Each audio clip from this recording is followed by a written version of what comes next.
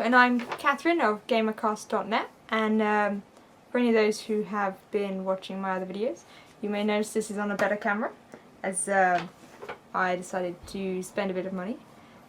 This time around, I am going to do a, not really an unboxing, but like an unveiling of the very heavy Art of Tomb Raider. Here you go. Okay, this can only be bought off Dreams and Visions Press. You cannot buy it from anyone like Amazon or anything like that, because they're an independent publisher, and they're the only way you'll get it other than if you buy a second-hand copy. To say thank you to all the people that bought it, they sent in an envelope some art cards. So you just got this, which I'm not sure if, well, they're not counting it as an art card, but it's just kind of showing the whole Tomb Raider stuff.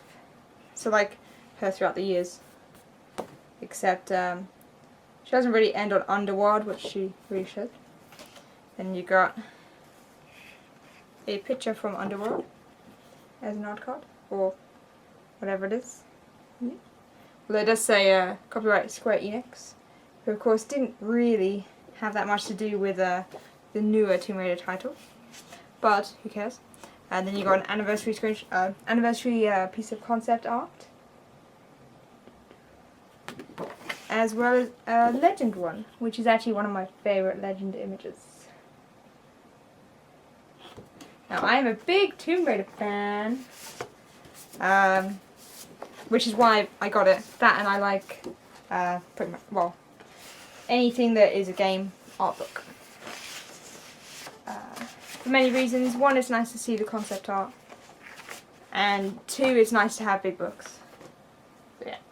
Inside this, so as you can see, you've got the Dreams and Visions Press logo there.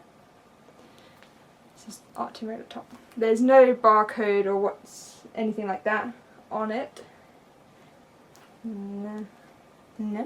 Because of course you can't buy it in stores. And if you see the side, you've got two volumes inside here. Volume 1 and Volume 2. Volume 1 of course being the older Tomb Raider titles.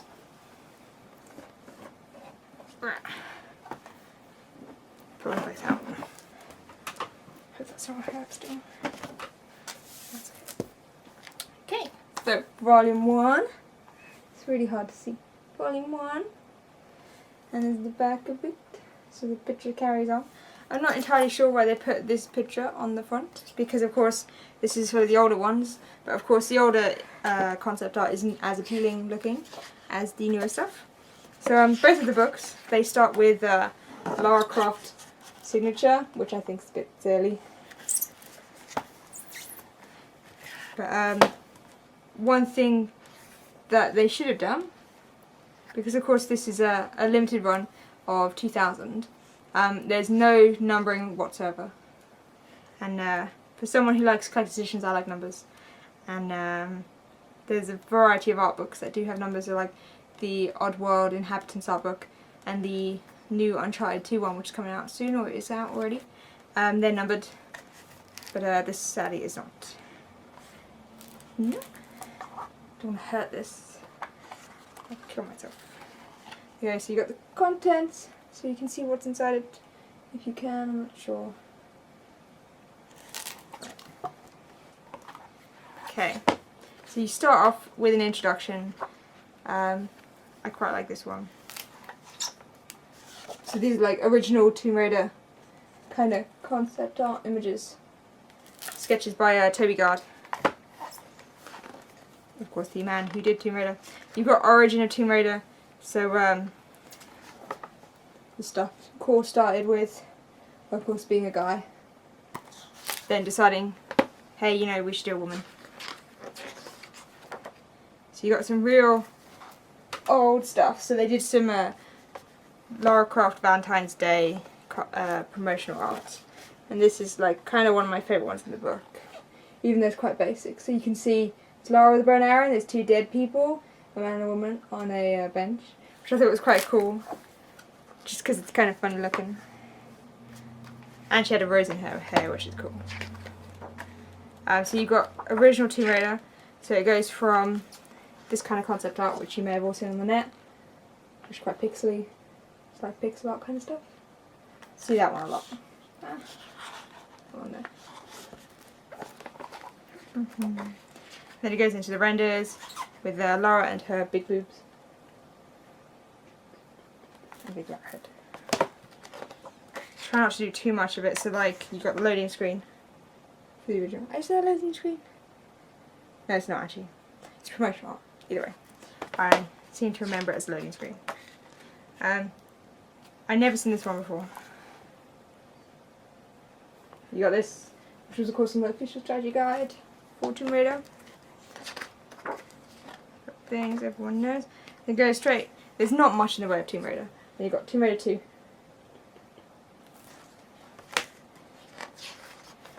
This is where it gets interesting. Okay, these, I must say I didn't really like any of these. She's a bit muscly. Maybe too muscly for my liking. It's kind of cool though. Then, this is the best bit. Actually, this is quite nice. So you got the, as it says, the many faces of Lara Croft. So you got one of her crying there, which I thought was quite nice. But this is the coolest bit. So they've got kind of a breakdown of her costume with colour swatches, as well as detailed information onto what everything is, which is awesome for if you, say, wanted to cosplay as Lara. I will explain a bit more about these and why it's a bit annoying as well in the later one. But then you've got other costumes. So it's quite nice for if you want to do an original Lara costume. Skip those. Skip those. Actually, this picture is absolutely disgusting. So you've got some Lara promotional art for Tomb Raider 2. If you look at this one here, what's up with her head? It's way too long. There's also a lot of problems with the knees in these. So as it's early stuff, you know, you can kind of forgive it. But she had the smallest knees in the world, and of course your knees are actually quite large because you've got a large bone in them. But they obviously didn't take that into account so much.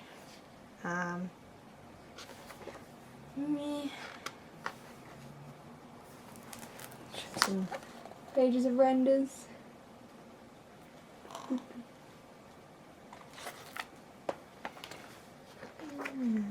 Okay, this stuff I had never seen before. This was enemy art for Tomb Raider 2. Got these guys here.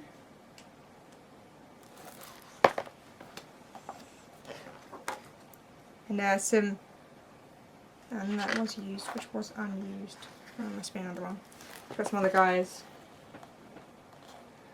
This guy looking a bit too much like someone at Mortal Kombat, which he does.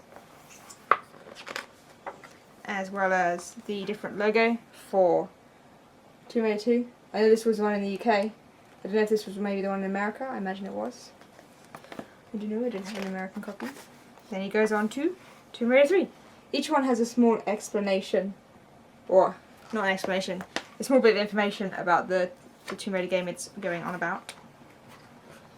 But yes, we've got more lovely detailed costume information. I think that one's quite cool. That costume. But you obviously need to not be big at all to be a Lara Croft. One thing you notice here, she's got a belly button piercing, which in a lot of the Tomb Raider 3 stuff, she either has it or she doesn't.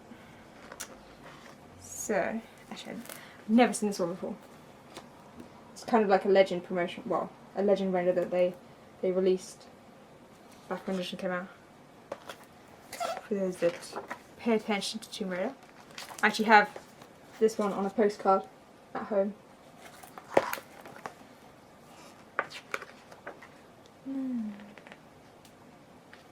Some of these are like, so this is like that one I moaned about before with her humongous head. It's a bit odd. I've never seen this one here before. I don't like the noises that makes. She's got lots of normal ones. If you notice here, Lara without belly button piercing. And then we got seen all these before.